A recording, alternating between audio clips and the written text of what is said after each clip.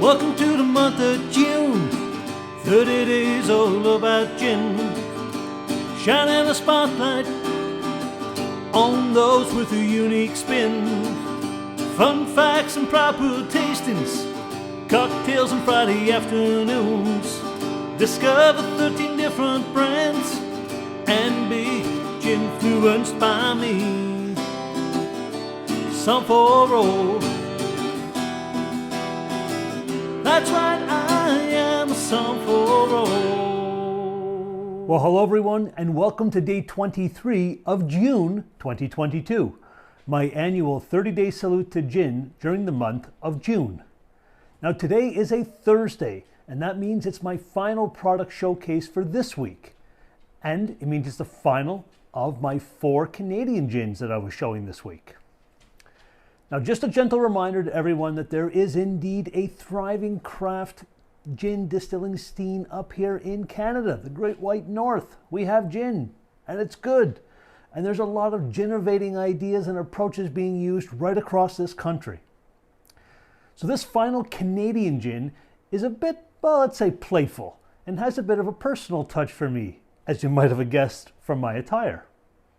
Now, while I currently reside in Eastern Ontario, just outside of Ottawa, I grew up in Montreal, and like many young kids there in the late 1970s and early 1980s, the Montreal Canadiens, that hockey team, well, that was my team. During that era, the Habs, as they're affectionately known, had many great players that would become Hall of Famers. But for me as a young kid, it was all about number 10, Guy Lafleur, le démon blonde, the flower. Guy Lafleur was a bona fide NHL superstar that set multiple scoring records and helped Les Canadiens capture 5 Stanley Cups. And also how I became a New York Rangers fan, the only team that would give him a tryout after he wanted to come out of retirement back in 1987. Thanks, Phil Esposito. Great call. Now, while Guy was a legend both on the ice as a player and off the ice as an iconic team ambassador, Guy was also an entrepreneur.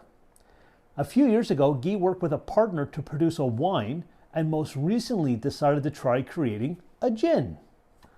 Now, let's see, a hockey star making gin. That's certainly a spin there. But of course, there's more than just one spin.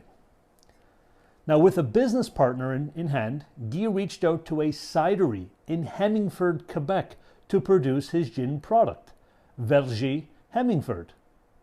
That's absolutely another spin, a cidery making gin.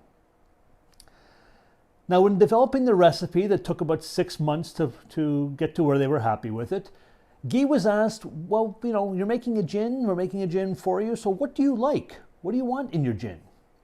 And the first thing that he thought of was how fond he was of peppercorns, the black peppercorns. Guy absolutely loved steak au poivre, especially, his favorite meal. So upon hearing that, the cidery, rather than shy away from that ingredient, Verger Hemingford, they said, let's embrace it. So using only Canadian grain for the base alcohol, they elected to use only 2 other ingredients, juniper and whole clustered peppercorns. Those whole clustered peppercorns are macerated in the Canadian grain-based distillate before distillation. That's absolutely spin-worthy as well. Very different. And then there's also the story that Guy has told several times that before big games, back when he was with the Canadiens, that he and his teammates would all chant, "Let's pepper them," meaning constantly shoot the puck at their goalie, and usually it led to a lot of goals being scored. So the 2 peppery kind of things tied in. So for the gin itself, fun and games on the story, but it's time to dive in.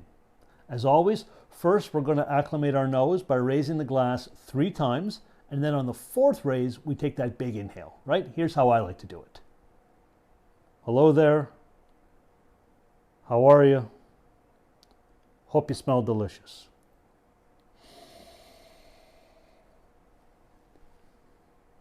Okay. Truthfully, it's more mild than I expected. I mean, the peppercorn is definitely there up front, but it's a fresh black pepper note and almost inviting. The juniper, very present as well, but it's almost giving off a sweet pine kind of note. There's also some citrus and a little floral in there right at the back end. Kind of nice on the nose. Okay, now we're going to taste. And remember, when tasting wine, spirits, sake, gin, right, we want to swish that liquid around our mouth and coat all 5 flavor receptors that we have. Santé.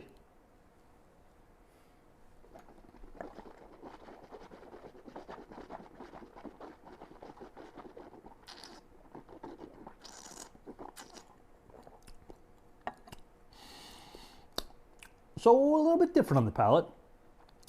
That black spicy pepper kind of flies out right away. Not in a harmful manner, but it's definitely much more pronounced in the nose. I get that cedary, piney, almost woodsy note of the juniper coming through. Get a little Christmas tree starting to happen now. And citrus notes like some lemon and grapefruit pith, they're shining on through. Little white flower, floral note, nice. And like a legendary NHLer would with a puck, that peppery note starts to circle back again. Overall though, it's fairly smooth, right? There's nothing sharp or boozy or biting about it. Definitely fun and a great homage to number 10. Okay, so where can we find number 10 gin? Well, only in Ontario and Quebec up here in Canada. At the LCBO, it's stock number 22887, retails for $47.95 for a 750 ml bottle. And in La Belle Province, at the SAQ, stock number 1448662, it retails for $47 for a 750 ml bottle. I have noticed, though, that since Guy's passing a few months ago, it's become very difficult to find and source at both the LCBO and SAQ. That's just due to high demand. It's not a production issue. So if you don't see it now and you want to try it, keep checking. Okay, so there you have it, folks. A multi-spin Canadian gin conceived by an NHL legend. Thanks for tuning in.